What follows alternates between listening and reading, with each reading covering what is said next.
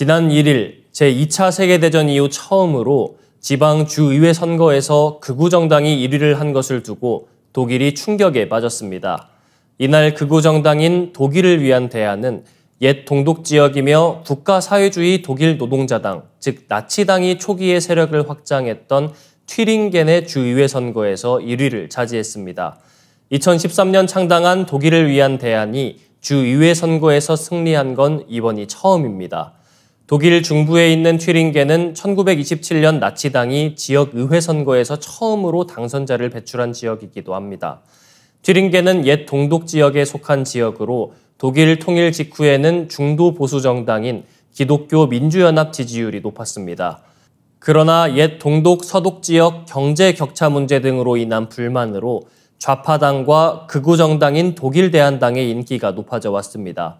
최근에는 반이민과 반이슬람 공약을 선명하게 내건 독일 대한당의 인기가 더욱 높아졌습니다. 지난해 7월에는 튀링겐주 조네베르크에서 독일 대한당 후보 로버트 세셀만이 기초자치단체장에 올랐으며 이 역시 정당 창당 이후 첫 성과였습니다. 튀링겐 지역의 독일 대한당의 공동대표인 비웨른 회케는 신나치를 연상시키는 선동적 언사로 독일의 대표적 극우 정치인으로도 꼽힙니다. 독일 법원은 지난 5월 그가 나치당 돌격대 구호로 사용됐던 모두 독일을 위해를 유세 때 사용했다는 이유로 벌금 13,000유로를 선고한 적이 있습니다. 독일은 나치 시대 슬로건 사용을 엄격하게 금지하고 있기 때문입니다. 그는 지난 2018년에 베를린 중심부에 있는 홀로코스트 추모비, 유대인 대학살 추모비에 대해 수치스러운 기념비라고 발언한 적도 있습니다. 다만 독일 대한당이 튀링겐주 의회 선거에서 1위를 해도 다른 정당들이 연정을 거부하고 있어 독일 대한당이 당장 주 정부를 구성할 가능성은 낮습니다. 하지만 이번 지방선거는 다음해 총선을 앞둔 독일의 미래가 바뀌는 신호탄이 될 수도 있다는 평가입니다. 다음 뉴스입니다. 주제어와 개요만 제시하면 눈 깜짝할 새의 과학 논문을 작성해주는 생성 인공지능 서비스가 잇따라 등장함에 따라 과학계의 연구와 논문 발표 환경에 충격이 던져졌습니다.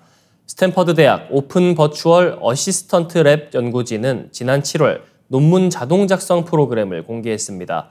다양한 관점의 질문 생성과 검색을 통한 주제 개요 작성 시스템이라는 의미의 스톰 서비스는 인터넷 검색을 기반으로 주제를 입력하면 약 30쪽의 논문급 리포트를 작성해줍니다. 스톰은 위키피디아를 비롯해 평판 높은 출처의 자료 검색에서 시작합니다. 단순히 복사에 붙여넣는 게 아니라 관련 정보를 분석, 추출, 종합해 일관된 구조로 만들어냅니다.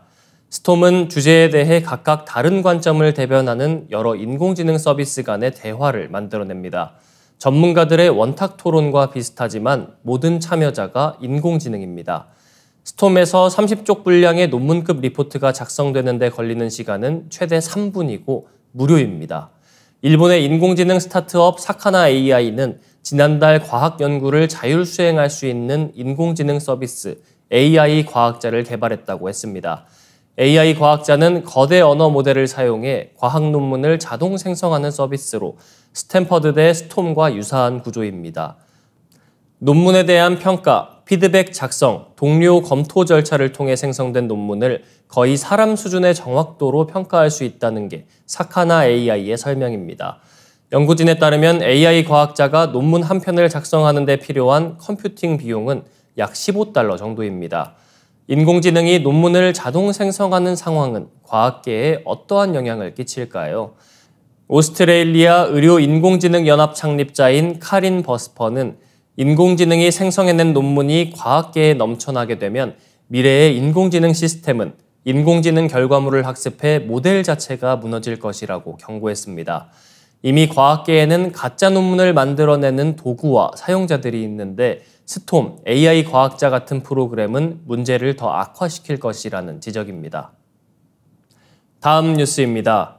러시아가 미국 등 동맹국의 우크라이나 군사 지원을 이유로 핵무기 사용 지침, 일명 핵 독트린을 변경하겠다고 공언했습니다. 러시아 국영 타스 통신은 안드레이 루덴코 러시아 외무부 차관이 서방 국가의 우크라이나 확전에 대응해 핵 독트린 변경 방침을 밝혔다고 보도했습니다. 루덴코 차관은 핵 독트린 변경 작업이 진전된 단계에 있으며 수정 의지는 명확하다고 말했습니다. 그는 새로운 핵 독트린이 완성될 시기는 말하지 않았습니다. 다만 러시아 국가 안보 보장을 위한 중요한 사항들을 논의 중인 관계로 핵 독트린 수정 작업이 끝날 시기는 확정하기 어렵다며 결정은 우크라이나 전쟁과 관련해 서방 적들의 확전 과정과 연계돼 있다고 말했습니다. 핵 독트린은 블라디미르 푸틴 러시아 대통령이 2020년 공포한 것으로 핵무기 혹은 대량 살상 무기나 재래식 무기를 사용한 공격으로 인해 국가의 존속이 위협받을 때 핵무기를 사용할 수 있다고 규정하고 있습니다. 러시아가 핵 독트린 수정을 통해 핵무기 사용 조건을 완화하려는 움직임은 우크라이나 군의 쿠르스크 진격과 탱크, 장거리 미사일, F-16 전투기 등 동맹국의 군사 지원이 지속적으로 확대되고 있는 가운데 나왔습니다. 볼로디미르 젤렌스키 대통령은 쿠르스크 진격이 푸틴의 레드라인이 허풍임을 보여주었다고 자평했습니다. 나아가 미국 지원 무기로 러시아 영토 더 깊숙이 타격할 수 있도록 허용해 줄 것을 요구했습니다. 푸틴 대통령은 지난 6월 핵 독트린은 세계 정세에 맞게 변경이 가능한 지침이라고 말한 바 있습니다. 루덴코 차관의 발언은 핵 독트린 변경이 엄포가 아니라 실제로 추진되고 있음을 분명하게 보여주는 신호이자 서방 동맹국에 보내는 강력한 경고로 해석됩니다.